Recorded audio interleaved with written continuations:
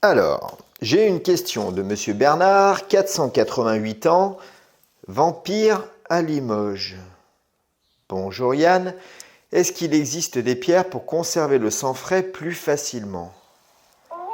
Vite, c'est une urgence. Oh.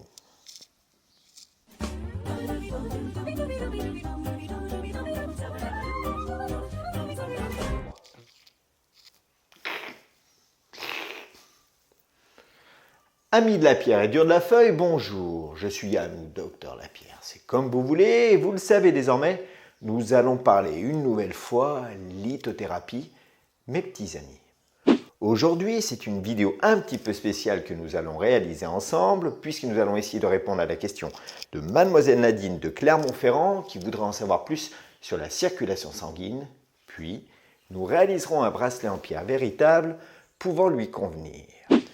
Bonjour Yann, je vous écris car je suis sujette depuis longtemps à une mauvaise circulation sanguine et je voudrais savoir s'il existe des pierres pour améliorer tout cela, sachant que je manque naturellement de fer.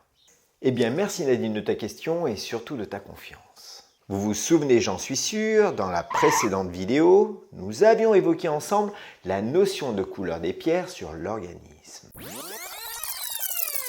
Eh bien dites-vous que pour les pierres, cela sera quasiment aussi simple de savoir par rapport à leur couleur où les disposer si vous les placez sur votre corps ou alors quel sera leur champ d'action au niveau de l'organisme par rapport à la couleur et l'élément chimique qui les compose. Les pierres vertes, grâce au carbonate de cuivre, serviront généralement à la partie du cœur, alors que les pierres jaunes et leur dioxyde de silicium permettront de travailler notamment les zones du foie et des organes vitaux. Les pierres rouges permettront de travailler les zones basses du corps humain, alors que les pierres bleues et le silicate d'aluminium seront essentiellement utiles pour les parties cérébrales.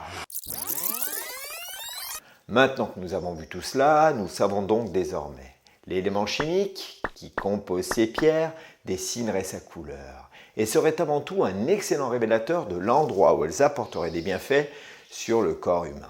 Et si on se réfère au tableau correspondant aux 7 chakras et surtout à la couleur de la pierre, les pierres rouges serviront donc, mais c'est bien sûr, à la circulation sanguine. Puisqu'il faut choisir une pierre pour la circulation sanguine, mon conseil se portera donc plus particulièrement sur la pierre sédimentaire, le grenat rouge ou grenat allemandin. Naturellement riche en silicate d'aluminium et silicate de fer, cette pierre sédimentaire de la famille des grenats possède un rôle très intéressant pour l'organisme en fortifiant le cœur et surtout en régularisant la circulation du sang. En effet, pour faire simple, en accroissant le plasma sanguin et donc les globules blancs, la simulation de l'hémoglobine est améliorée. Les vaisseaux capillaires sont ainsi renforcés, diminuant les irritations de la peau, les plaies internes et externes, ce qui est donc assez intéressant pour les problèmes de cicatrisation et surtout contre les varices par exemple.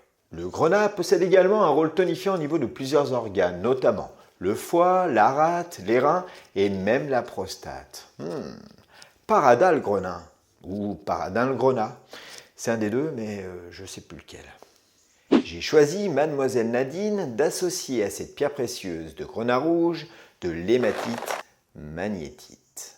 Du grec magniès, qui signifie aimant. L'hématite magnétite est donc une pierre aimant. Riche en oxyde de fer, cette hématite naturellement magnétique est idéale pour la fluidité musculaire et le réseau veineux. Son apport naturel en énergie tellurique va permettre d'oxygéner et surtout d'améliorer le taux de fer dans le sang. Maintenant que nous en savons un petit peu plus sur les deux pierres qui vont composer ce bracelet, je vous propose de voir le résultat. Et voici enfin ce bracelet. J'ai choisi la pierre de grenat rouge allemandin pour ses bienfaits naturels pour la circulation sanguine et de l'hématite magnétite pour son apport naturel en fer. Dessiné avec une breloque et des séparateurs en acier inoxydable, je conseille de porter ce bracelet en pierre véritable sur le poignet droit plutôt que sur le poignet gauche, afin de ne pas trop influer sur le rythme cardiovasculaire. Ça fouette le sang, hein? Pour tous ceux que cela intéresserait, ne vous inquiétez pas. Vous pouvez retrouver cette création sur le site internet de notre boutique en cliquant dans le lien se trouvant dans le descriptif de cette vidéo. Bon, j'espère que j'ai bien répondu à ta question Mademoiselle Nadine et que ce bracelet et cette vidéo vous auront plu. N'hésitez pas à nous dire ce que vous en pensez par commentaire afin que je puisse vous répondre personnellement.